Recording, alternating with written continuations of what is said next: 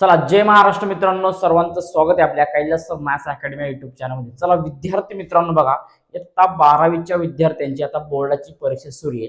त्या संदर्भात मित्रांनो बघा का ओसीएमचा पेपर कसा असू शकतो यामध्ये आपण बघा ना मित्रांनो, ओसीएमचा पेपर मध्ये तुम्हाला कोणकोणते आयएमपी क्वेश्चन येऊ शकणार आहे, त्या परीक्षेचा पॅटर्न कसा असणार आहे, क्वेश्चन पेपर कशी सॉल्व्ह करायची या संदर्भात पूर्णपणे आपण पीवायके सिरीज मध्ये आपण ज्या जुन्या झालेल्या बोर्डाच्या क्वेश्चन पेपर आहे याचा पूर्णपणे एक आढावा म्हणून आपण काय करणार मित्रांनो, या व्हिडिओमध्ये पूर्णपणे माहिती आपण घेणार आहे. चला विद्यार्थी मित्रांनो, कुठलीही वेळ वाया न घालवता आपण डायरेक्टली आपण काय करणार या व्हिडिओला सुरुवात करतोय.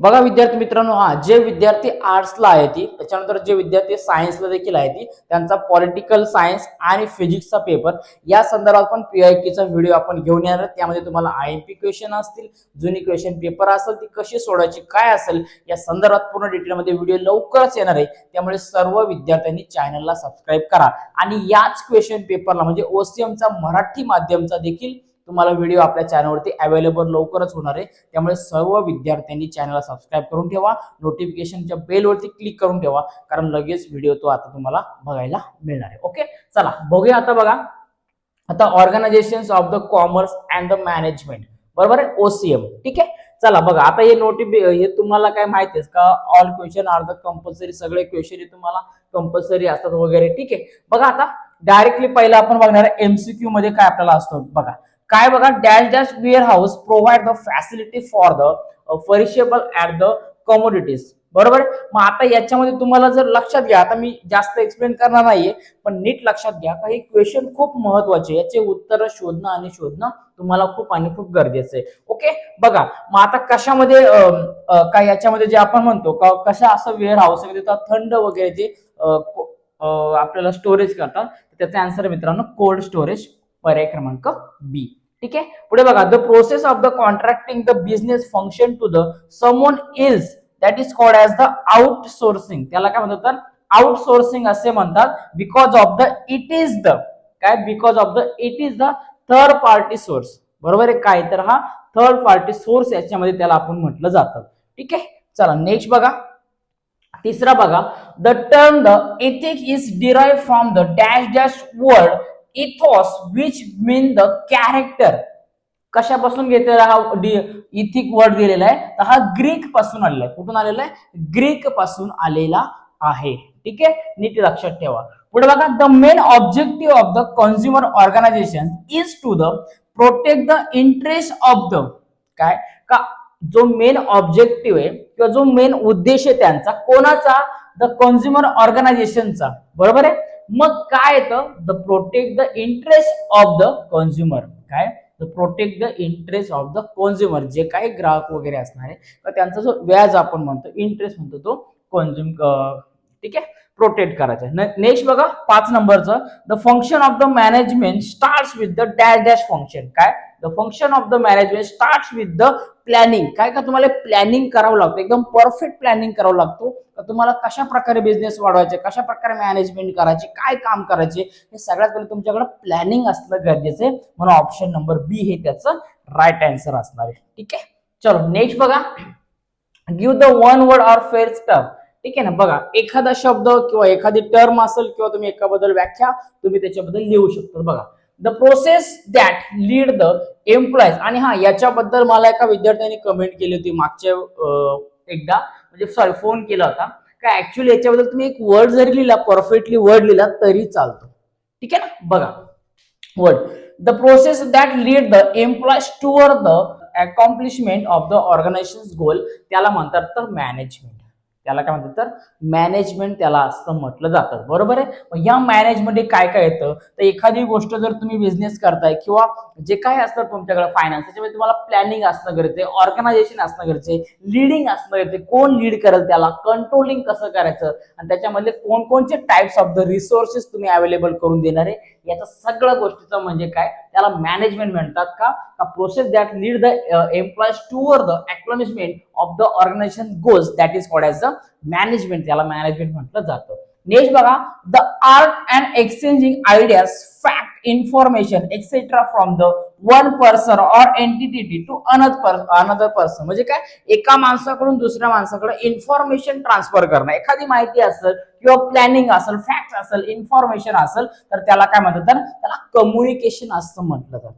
त्याला काय म्हणतात, तर कम्युनिकेशन असं त्याला म्हटलं जातं. ओके, नेक्स्ट बघा,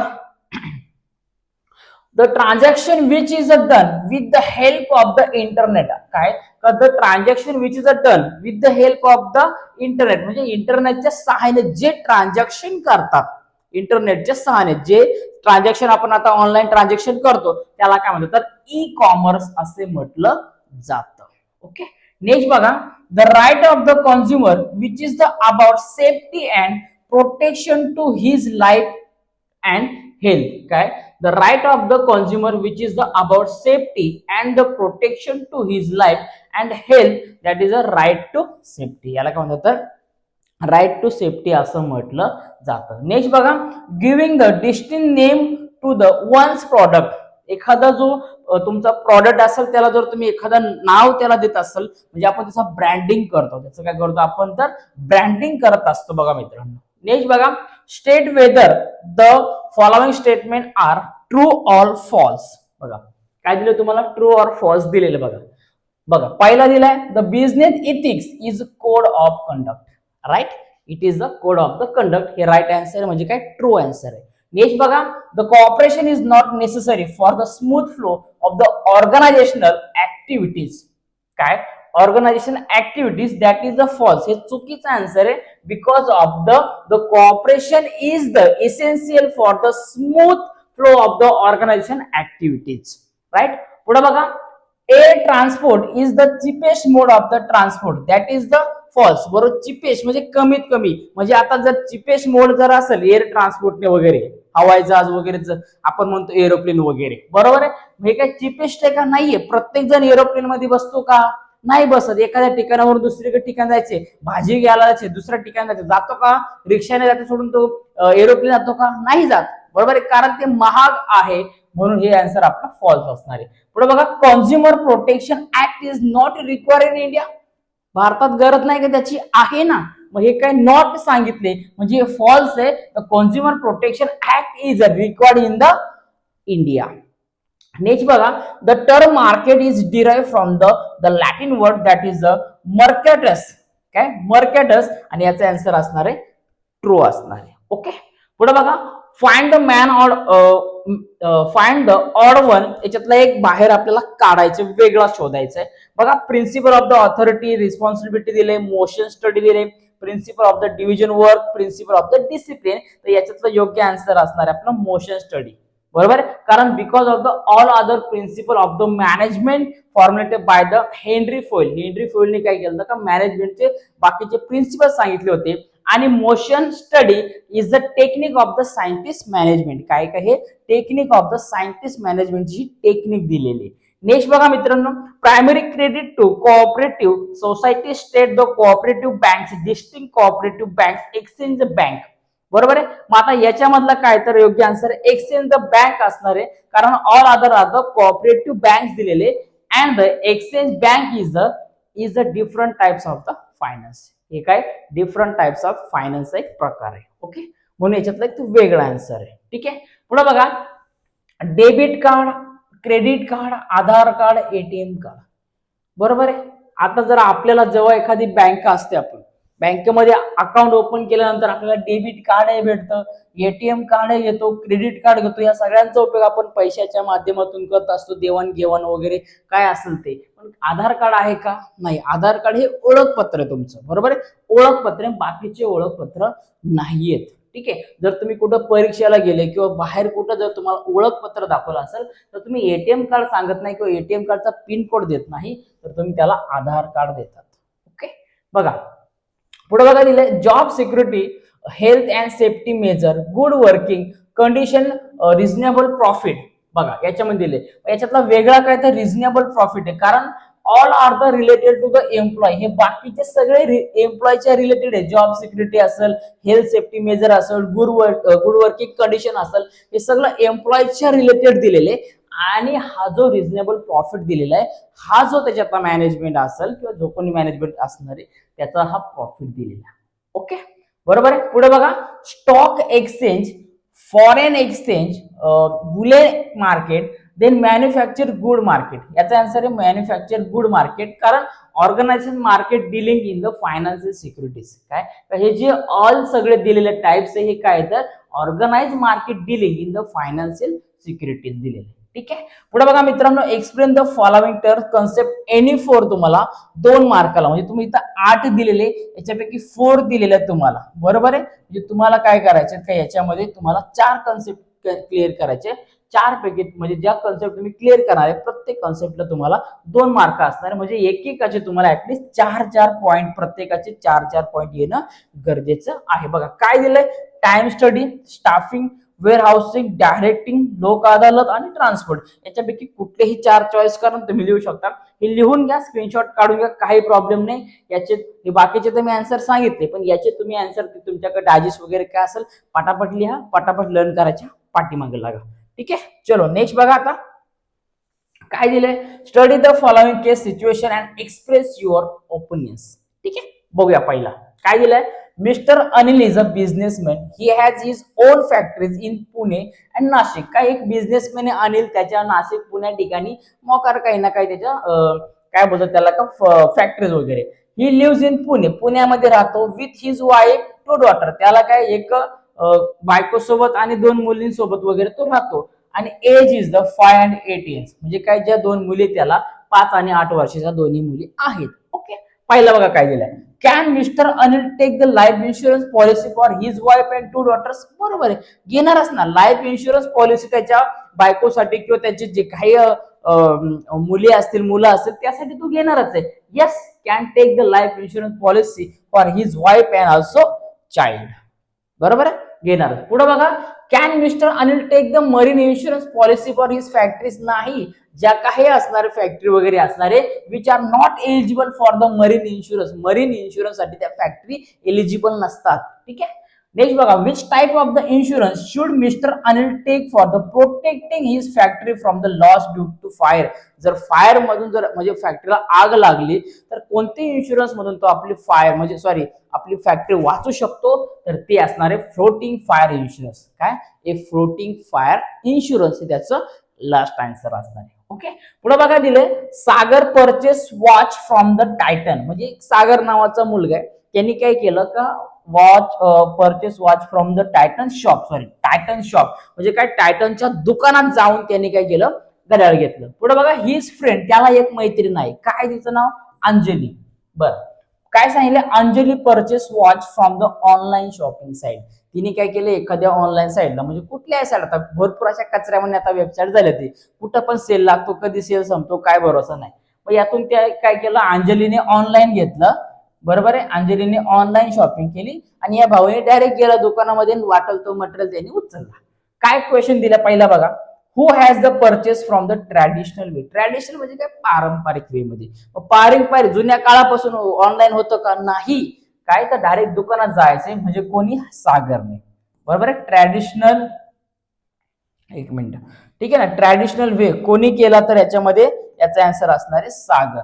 कोण असणार आहे याच्यामध्ये, सागर. पुढे बघा, who has the purchase from the e business. कोणी ई बिझनेसच्या द्वारे खरेदी केली. ई बिझनेस म्हणजे काय, ऑनलाईन. तर ऑनलाईन कोणी खरेदी केली तर अंजलीने. बरोबर आहे, कोणी खरेदी केली, अंजलीने.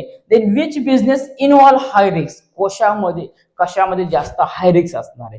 म्हणजे तर तुम्ही ऑनलाईन पेमेंट केलं, ऑनलाईन पेमेंट केल्यानंतर तुमची फसवणूक होऊ शकते, पेमेंट इकडे तिकडे गेलं, तुम्हाला चुकीचा मटेरियल येऊ शकतं, चुकीचा ऑब्जेक्ट येऊ शकतं, चुकीची वस्तू येऊ शकतं, वेळेत येणार नाही, येऊ शकते, इकडे नाही, खराब येऊ शकते, डर्टी येऊ शकते, फॉल्टी येऊ शकते, काय असेल ते. बरोबर आहे. पण जर तुम्ही दुकानामध्ये जर गेलं तर तुम्ही डोळ्यांना घेणार आहे, समोरासमोर बघून तुम्ही घेऊ शकता. म्हणून हाय रिस्क कशामध्ये असणार आहे तर या ई बिझनेस मध्ये असणार आहे. ओके, ऑनलाईन शॉपिंग मध्ये असणार आहे. ठीक आहे, खालचं बघून घ्या. आता तुम्ही एक सॉल्व्ह करायचा प्रयत्न करा. ठीक आहे, चलो नेक्स्ट बघा, पुढे दिले बघा, distinguish between following 3. The planning and organisation, life insurance, fire insurance, e business, e commerce, district commission and state commission. बरोबर आहे. हे 4 तुम्हाला दिलेले, या 4 पैकी तुम्हाला एनी 3 सॉल्व्ह करायचे. ठीक आहे. स्क्रीनशॉट काढून घ्या, याची उत्तर पटापट लर्न करून घ्या.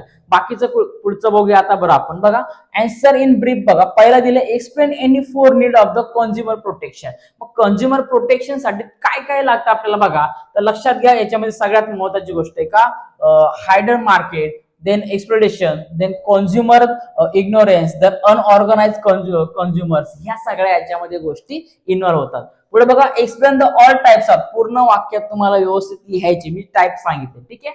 Explain the all types of the market on the basis area cover and the volume of the transaction. ठीक आहे का जो काही आपलं एखादा मार्केट वगैरे बेसिक एरिया वगैरे असेल, याच्यामध्ये कोणकोणते टाइप आहे बघा. तर लोकल मार्केट, याच्यामध्ये national market, international market, wholesale असेल, रिटेलर मार्केट असेल. बरोबर ना. सगळ्या म्हणजे लोकल मार्केट आपल्या आजूबाजूला असतं, नंतर नॅशनल मार्केट, इंटरनॅशनल मार्केट, त्याच्यानंतर wholesale market, retail market. Directly तुम्ही 50 वस्तू घ्या, 100 घ्या एकत्रित, किंवा एकच घ्या रिटेल मध्ये. बरोबर आहे. हे अशा प्रकारे मार्केट असते. याला सगळ्यांनी काय करायचं, प्रत्येकाविषयी एक एक दोन दोन सेंटेन्स याला जॉईन करून टाकायचे. पुढे बघा explain any for the function of the warehouse. म्हणजे काय वेअर हाऊस मध्ये काय काय, जसं storage, price, stabilisation, risk bearing, financial, हे सगळे तुम्हाला त्याच्यामध्ये लिहायचे. ठीक आहे. खाली बघा स्टेटमेंट दिलेला justify the principle of the management flexible in nature, control is the last function of the management, business ethics can be considered as a tool of the social development, consumer have the many responsibilities. बरोबर आहे. याचा screenshot काढून घ्या. या सगळे ए to Z क्वेश्चनचे answer learn करा. याच्यापैकी तुम्हाला खूप जास्तीत जास्त प्रश्न येतीलच. ठीक आहे ना. 4-5 क्वेश्चन तुम्हाला येण्याची शक्यता आहे. करून घ्या. पुढे बघा अटेम्प्ट द फॉलोइंग. बघा explain any 5 principle of the management of the Henry Fayol. Henry फॉइलच्या काय तुम्हाला करायचे 5 प्रिन्सिपल लिहायचे. जसं की division of the work, authority and responsibility, discipline असेल, युनिटी ऑफ द कमांड असेल. बरोबर ना. इस्प्राइट डी कॉर्प्स असेल. हे सगळे त्याचे 5 तुम्हाला काय करायचे मित्रांनो प्रिन्सिपल ऑफ मॅनेजमेंट लिहायचे. ठीक आहे ना. कोणाचे तर हेनरी फॉइलच्या. बरोबर आहे. पुढे बघा explain characteristic of the intro. लक्षात घ्या हे तुम्हाला एक्सप्लेन करायचे आहेत, लिहायचे नाही नुसते. ते तुम्हाला काय करायचे एक्सप्लेन करायचे. मी तुम्हाला फक्त सांगितलेले का हे पार्ट तुम्हाला सांगितले. बरोबर. हा पुढे बघा एक्सप्लेन कॅरेक्टरिस्टिक ऑफ द इंटरप्रेन्युअर. काय तुम्हाला याच्यामध्ये असं रिस्क टेकर, इन्व्हेस्टिव्ह.